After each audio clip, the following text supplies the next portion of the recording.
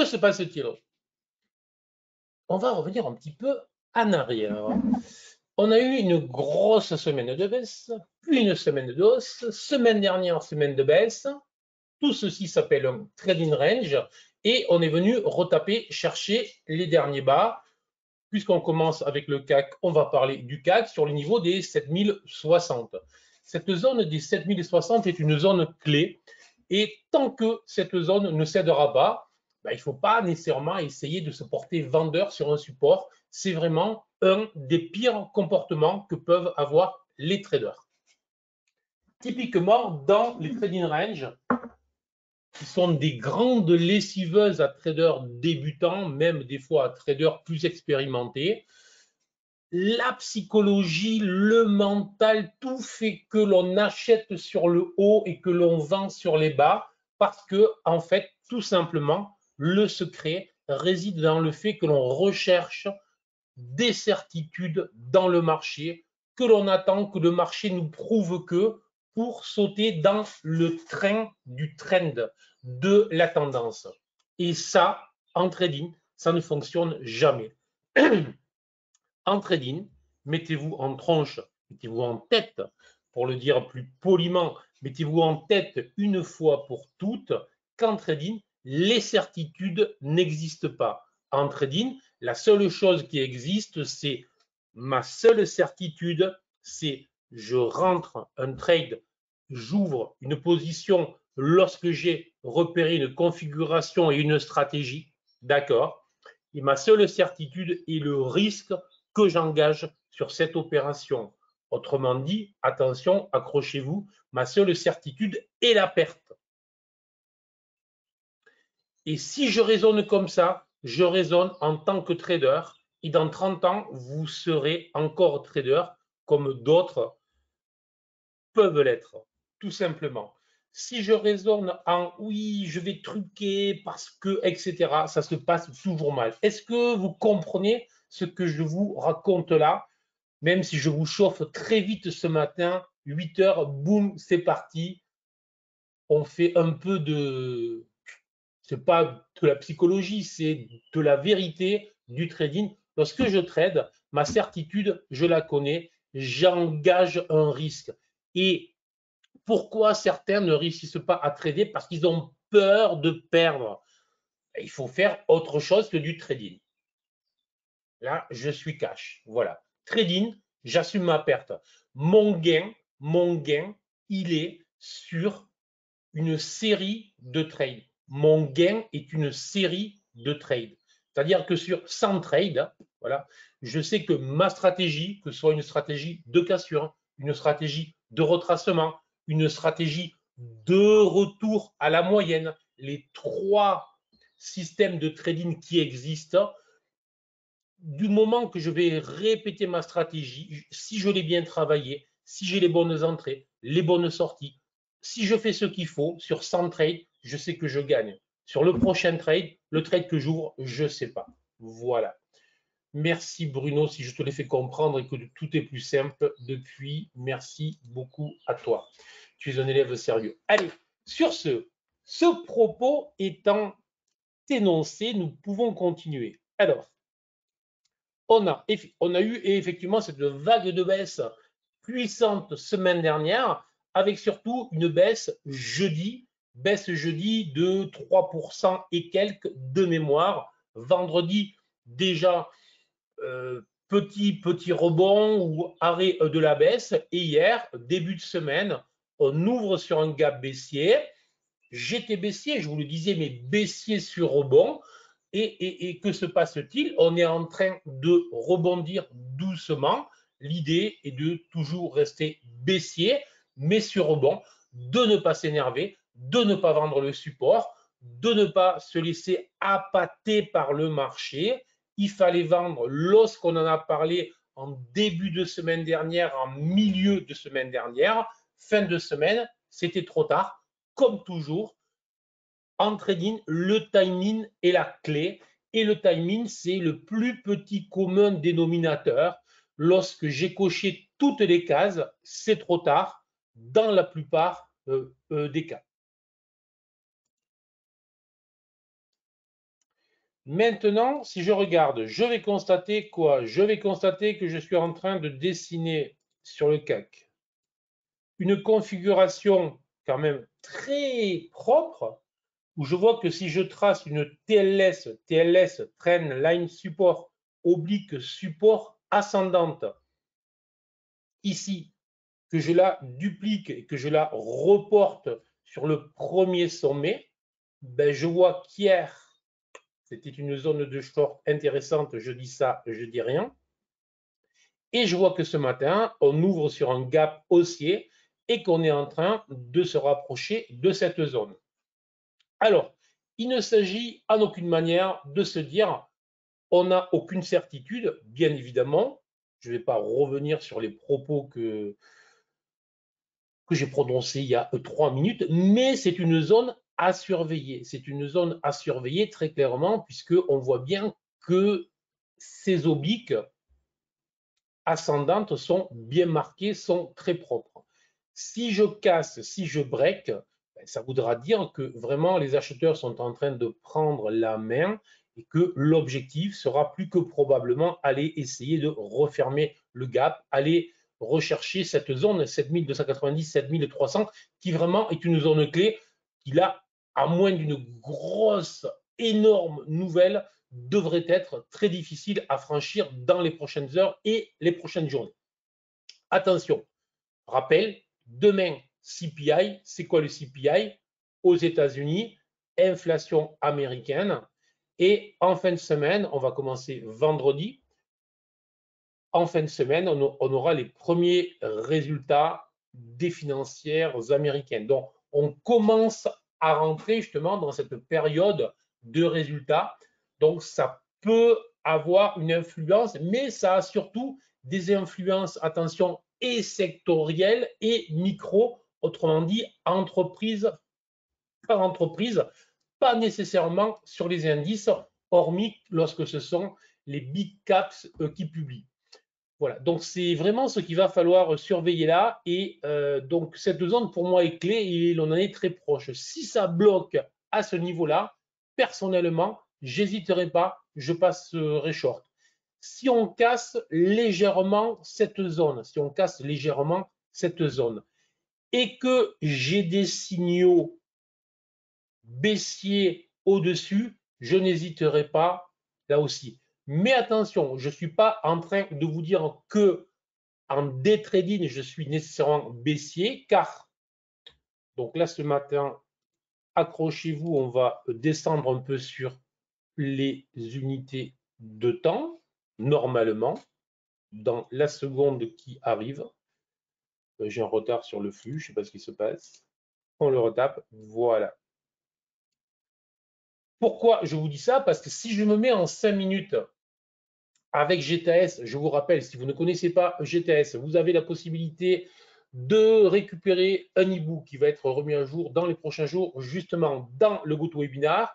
Et j'ai fait une vidéo spécifique sur GTS pour Self-Invest que vous trouverez sur la chaîne YouTube, sinon sur ma propre chaîne eWinvest, vous trouverez tout un tas de vidéos aussi sur le sujet. Mais bon, en intraday, en 5 minutes, tout est vert. Et j'ai même un double croisement haussier.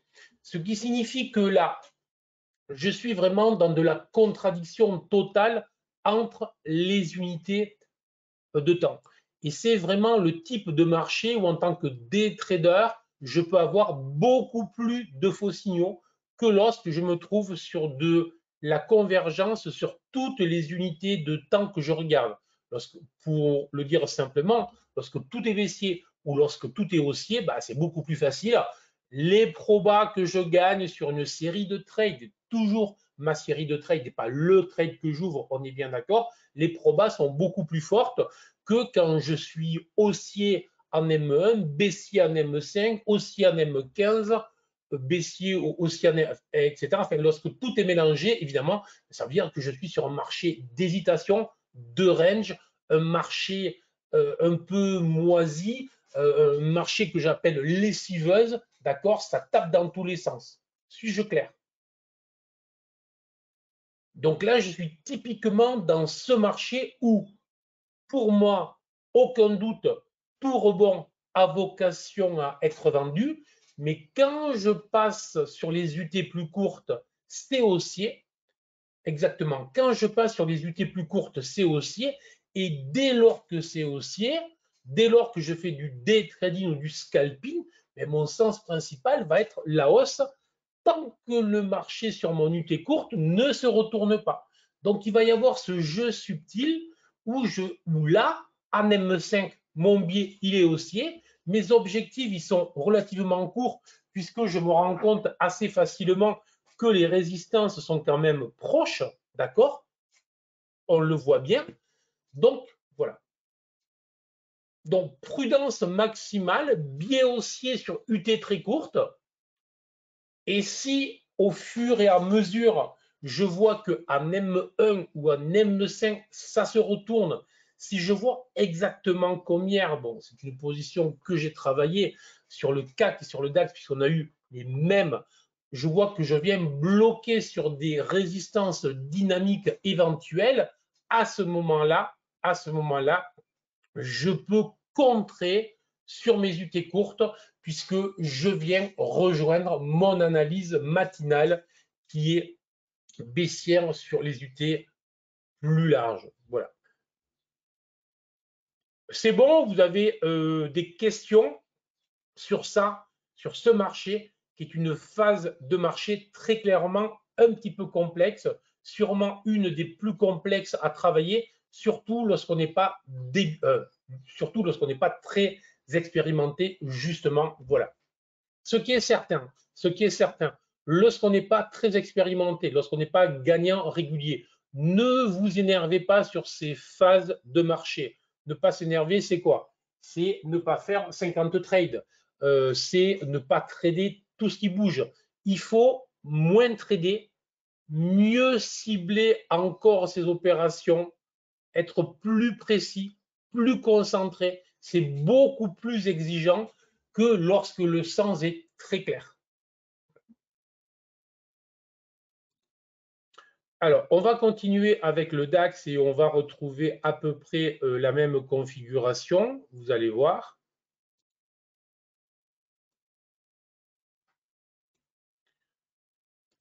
Alors, moi, je l'ai fait sur le futur. Évidemment, c'est beaucoup plus précis, mais voilà, si on le fait là, vous allez voir que ça ressemble à ça. Le sens reste le même. Le sens reste le même et on est bien sur. Ah, mais là, c'est parce que j'ai réduit, parce que je me disais, là, je suis sur. Non, c'est bon, les horaires. Non, c'est bon. Le sens reste le même et je vois bien que je suis sur un canal ascendant de pente légère après une pente baissière puissante. Même problématique que sur le CAC, je ne change pas d'opinion. La vocation est de vendre sur rebond, mais attention, on peut avoir une journée, 2 journées, 3 journées ou sur les UT courtes, exactement comme avec le CAC,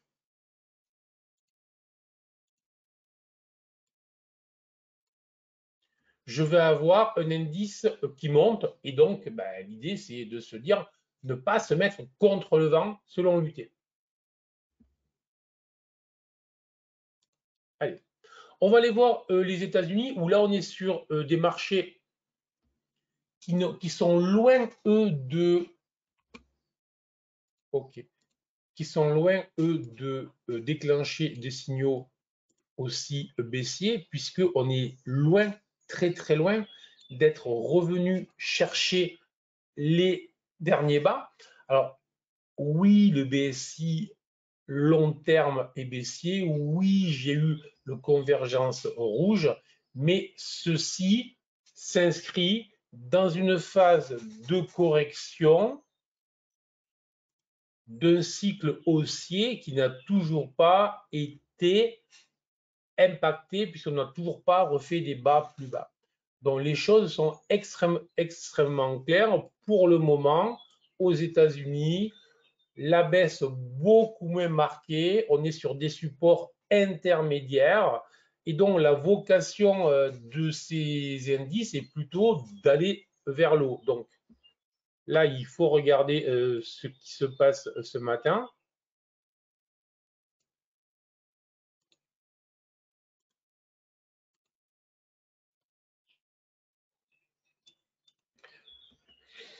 J'ai eu clairement, je vous avais averti sur ce niveau-là semaine dernière en vous disant que le break, la cassure de ce niveau, enfin de ce niveau-là en l'occurrence, pourrait conduire à une accélération baissière. C'est exactement ce que nous avons eu.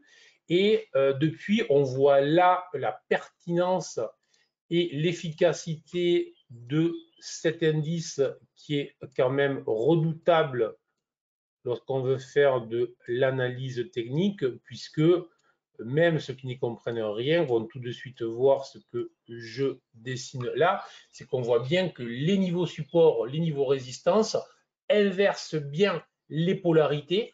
Donc, lorsqu'on est trader, c'est beaucoup plus facile.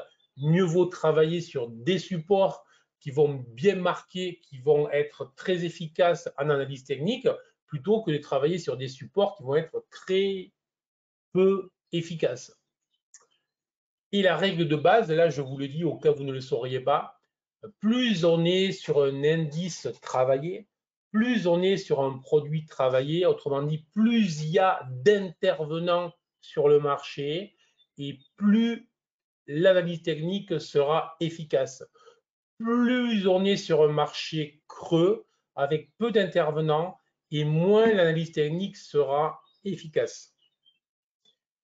Et évidemment, aucune surprise à ce que le S&P 500, certainement le futur, en l'occurrence, on est sur le CFD, le futur et l'indice le plus travaillé au monde, soit celui sur lequel la T va très bien fonctionner.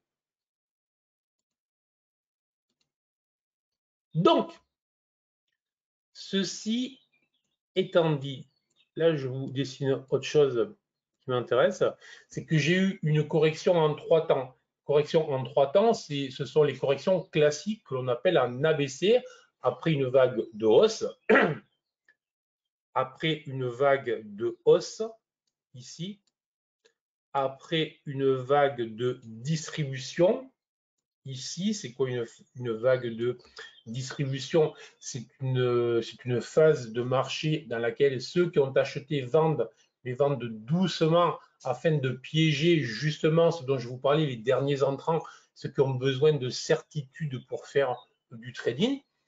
Et ceux qui sont rentrés là, évidemment, ceux qui sont rentrés en bas vendent là. Ceux qui sont désormais rassurés par le fait que c'est haussier achètent là. Et quand ça baisse, ils vendent là, ils vendent là. Une fois qu'on les a évacués, le marché peut rebondir. C'est de cette manière que les marchés vraiment fonctionnent tout le temps, qu'il y ait des algorithmes, qu'il y ait des machines, qu'il y ait des ordinateurs, ou que ce soit tradé, travaillé comme en 1905 aux États-Unis dans des petites officines, les marchés fonctionnent de cette manière depuis toujours. Et donc là, puisqu'on a cette vague corrective, surveillez tout simplement cette zone-là. Je ne dis pas que cette zone-là va exploser. Je ne dis pas que cette zone-là va redéclencher un mouvement dynamique brutal. Ce qui est certain, c'est que la cassure de cette zone-là viendra invalider le mouvement baissier qui s'est mis en place et viendra plutôt valider le fait qu'on devrait essayer d'aller retester vers les 4460 sur le S&P 500. Donc vraiment, là pour moi, il y a très peu de choses à faire. Il faut vraiment attendre voir ce qui se passe sur cette zone-là. Et si jamais l'inverse, si cette zone-là venait à bloquer, à ce moment-là, on devra considérer que la phase corrective n'est pas terminée, surtout que je vous ai montré que le S&P 500 était très propre pour marquer justement ses supports résistance et ses inversions de polarité. Donc, c'est vraiment une zone clé. 4425, 4430, surveillance, si ça bloque, je sais quoi faire, je vais jouer vraiment vers le bas. Si ça passe, soit je joue l'achat, soit si je veux jouer que la baisse parce que j'estime que je veux jouer que la baisse, parce que les résultats vont être mauvais, parce que je ne sais quoi, à ce moment-là, je ne joue plus. n'oubliez jamais qu'en trading, on n'a jamais l'obligation de trader. En trading, on peut aussi se dire, moi, là, je ne fais pas. Je choisis mon sens. Mais choisir son sens ne veut pas dire quoi qu'il arrive, je suis vendeur ou quoi qu'il arrive, je suis acheteur. Choisir son sens veut dire, dans tous les cas, je suis à l'écoute du marché. Et là, pour moi, l'écoute du marché, ça va être cette zone-là qui va être une zone clé. D'accord?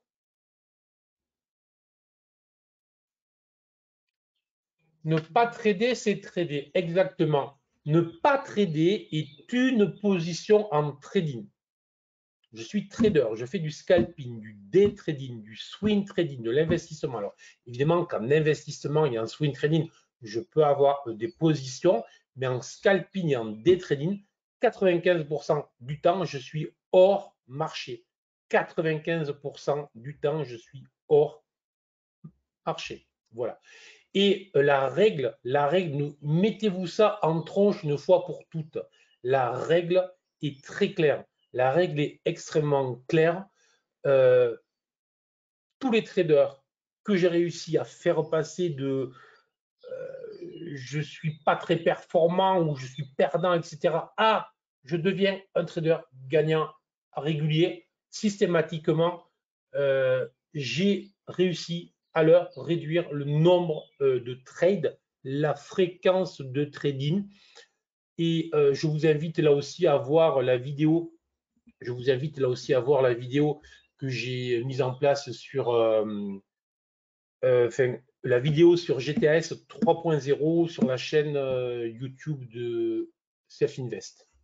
J'en parle et j'explique bien quels sont les principaux défauts. Salut Duncan, ouais, je vais très bien. Ça c'est un peu compliqué, Duncan a expliqué là. Écoute, je te propose sur les lives où ça sera plus facile parce que là c'est vraiment une question de spécialiste. Si tu veux, je ne peux pas l'expliquer. Allez. Alors, le Dow Jones, on avait vu hier cette zone, vraiment une zone clé, voilà, qui potentiellement nous dessinait un double sommet. Je vous disais quoi? Double sommet. Attention, un double sommet est avant tout un support. Donc, il ne faut jamais s'emballer, jamais anticiper. Je disais même, rappelez-vous, surveillez les traders les plus expérimentés pourront jouer éventuellement la cassure, les autres ne le pourront pas.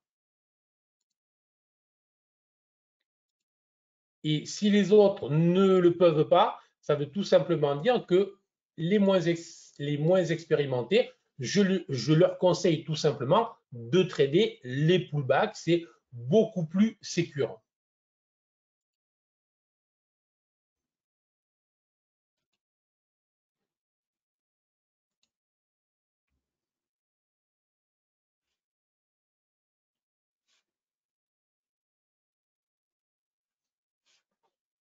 Excusez-moi, vous me recevez bien, il n'y a aucun souci technique là. C'est bon? J'ai juste eu une alerte. Ok, ça marche. J'ai une alerte comme quoi j'ai une session en cours, donc je vais éviter de cliquer pour ne pas nous éjecter. Alors, on a rebondi sur le support. Le rebond se fait propre. Tant que les 33 600 tiennent, il n'y a aucun problème. Il n'y a aucun problème. Tant que ça tient, c'est haussier. Le DAX, vous voyez le DAX. Moi, je vois le Dow Jones. Erreur. Ok, c'est bon, ça va. Merci. Ça marche. Parce que si le DAX est à 34 000 points, il y en a qui doivent être mal. Allez. On va dessiner cette petite configuration. C'est quoi? Ben, c'est tout simplement un niveau clé, 34 040, 34 050. Alors, c'est un niveau clé. Pourquoi? Alors, évidemment, c'est un niveau clé parce que là, on voit bien qu'on est venu faire à ce niveau-là une étoile du soir.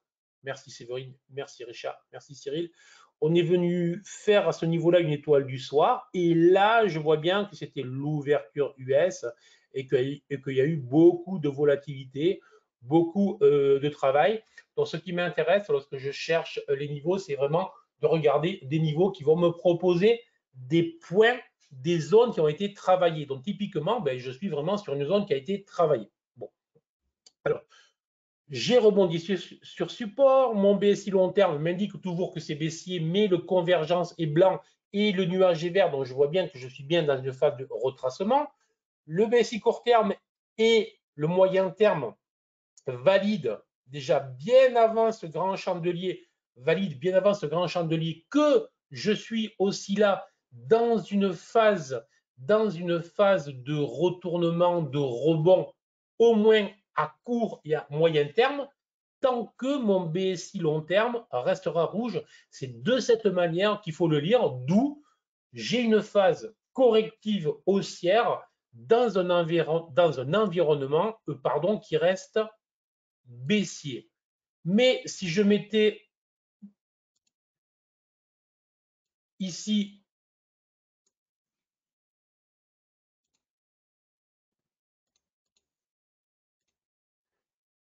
les niveaux FIBO, je vois que je me rapproche des 50%. Donc, ce niveau-là que je vous ai tracé correspond en plus à 50% de... je suis à l'envers. OK. Bon, enfin, 50%, je l'ai mis à l'envers. Pourquoi je l'ai mis à l'envers? Pourquoi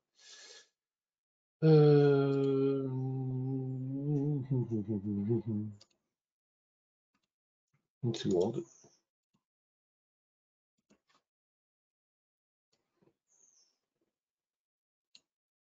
Est-ce que là, je suis bon?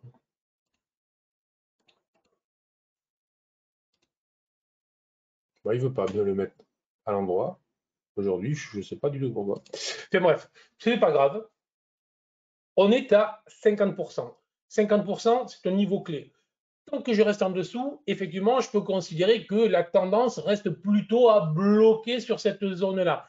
Mais de la même manière que je vous l'ai montré sur le S&P 500, ça signifie que je m'approche d'une zone clé. La cassure de cette zone-là pourrait déclencher une vague, une extension supplémentaire vers le haut. Donc, surveillance maximale là aussi. Et vous voyez bien que ce matin, je ne vous propose pas des plans de trading précis comme j'aime le faire.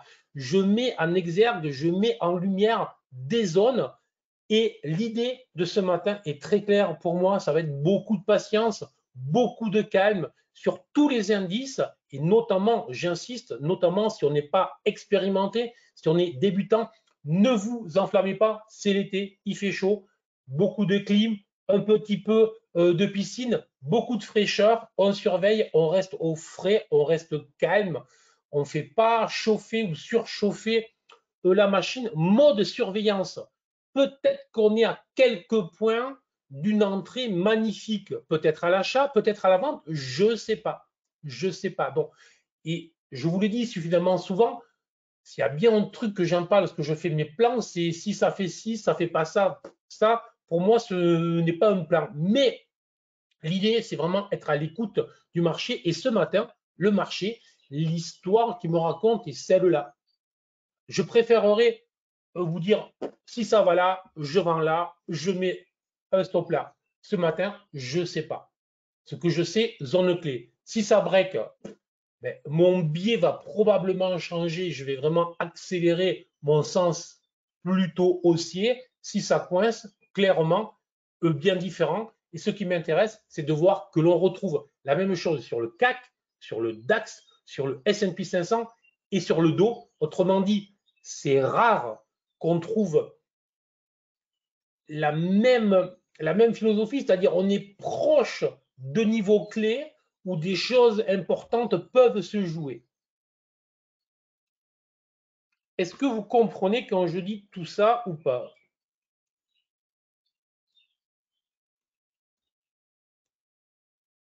Yes, oui, oui, oui, oui, ok, ça marche. Voilà. Ok, super. Parce que c'est vraiment, ceci est vraiment très important. Mais vous savez bien que j'aime bien vous dessiner des plans, si ça va là, si ça fait ci, à telle heure, etc. Lorsqu'il n'y a pas, on attend, on s'assoit, on observe, on est patient. Notre job de trader, c'est ça. C'est pas toujours je suis à fond la caisse et je clique comme un fou. Je suis pas au casino, je veux dire. Encore une fois, c'est beaucoup de patience, beaucoup de calme et derrière beaucoup de réactivité parce que je, si certains se sentent visés, ce n'est pas du tout méchant, je peux vous assurer. Mais des fois, certains confondent la patience avec la sieste, hein. Ce n'est pas la même chose. Et certains qui sont hyperactifs, lorsqu'ils apprennent la patience, ils tombent dans le modèle sieste. Pas du tout, pas du tout. Être patient, c'est être, je suis patient, mais je suis prêt à sauter sur. Vous voyez, c'est pas patient, je m'endors. D'accord? Voilà. Euh, le Nasdaq, alors, le Nasdaq, souvenez-vous, hein, donc l'US Tech 100, le CFD, le mode crocodile. Alors moi, c'est pas le mode crocodile, mon cher Thierry. Moi, c'est le mode, j'en parle souvent, c'est le mode félin. Je parle toujours du félin juché sur son arbre, qui attend patiemment qu'une proie passe sous son arbre. Et à un moment, il ouvre un œil, puis il ouvre deux yeux, etc., etc. J'adore cette image. Je pense que j'en parle dans mes deux livres, mais pour moi, ça décrit vraiment, j'en étais sûr, ça décrit vraiment l'image du trader, c'est ça. Weinstein, alors c'est vrai qu'on m'a dit alors, que Weinstein aussi, enfin voilà, mais c'est moi, c'est moi, désolé. Euh, je vous parlais d'une correction en ABC sur le S&P 500. On a exactement la même chose ici. Correction en ABC sur le Nasdaq. Et alors, il est loin de la TLR encore, mais il est très proche de cette zone clé des 15 080, on va dire, et les 15 100. Hier, je vous parlais que cette zone serait résistance. Incontestablement, elle a résisté à plusieurs reprises, deux reprises. On est en train d'enfoncer, de casser le premier niveau de cette zone.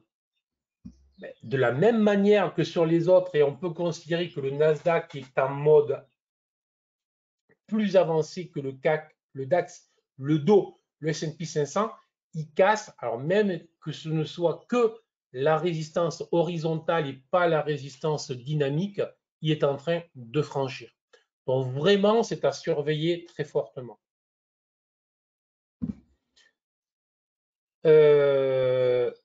Si ça casse, soyons clairs, le plan pour moi est très clair. Aller chercher les 160 incontestablement. Si ça casse pas, ok. Et le si, vraiment, c'est un truc que je n'aime pas. Mais j'en reviens à des zones clés. Nos 5 indices étudiés ce matin, 5 zones clés incontestablement. Allez, le gold. On passe au gold. Le gold, il nous fait quoi? Hier, on avait vu cet immense ETEI potentiel. Je vous avais dessiné ce break possible d'une TLR, mais faite vraiment à la volée. Et je vois bien que c'est en train de franchir. On est venu s'appuyer et je dirais que c'est mode vraiment, puisque là, on a fait une sorte de V bottom et l'on accélère vraiment gold en surveillance. Le gold a l'air de préparer un mouvement d'ampleur qui potentiellement pourrait le propulser vers le haut. C'est vraiment à surveiller très fortement. Le pétrole, toujours haussier depuis plusieurs jours, alors que je vous dis que plusieurs fois, haussier lent, haussier calme. Mais que se passe-t-il? Au final, on latéralise désormais. Ça y est, peut-être que l'essentiel de la hausse a été fait et que désormais, on va soit latéraliser, soit corriger en direction des 71,8, voire retaper plus bas. Donc, pour moi, potentialité de fin de hausse réalisée, à voir si ça se fait ou pas, mais je pense que ça ne doit pas être mal. Et l'euro-dollar, hier, c'était si vous vous souvenez, hier, sur l'euro-dollar, je vous proposais le plan hausse, petit canal descendant, des achats sur le bas ou des achats sur le haut, des achats sur le haut, des achats sur le bas. Et depuis, ça flambe. Très clairement, le signal haussier était propre, le signal haussier était clair et tout fonctionne bien. Ça continue, ça se poursuit, c'est toujours haussier. Je ne vois pas de support majeur pour revenir là. Pour moi, là, on est sur des doubles croisements. Si tu veux, 71-20, 71-20 sous 71-20, je pense que l'on marquera vraiment le fait qu'on attaque une phase corrective sérieuse. Voilà, tant qu'on est au-dessus, c'est haussier. Allez, l'action du jour pour en terminer avec cette matinale. Alors,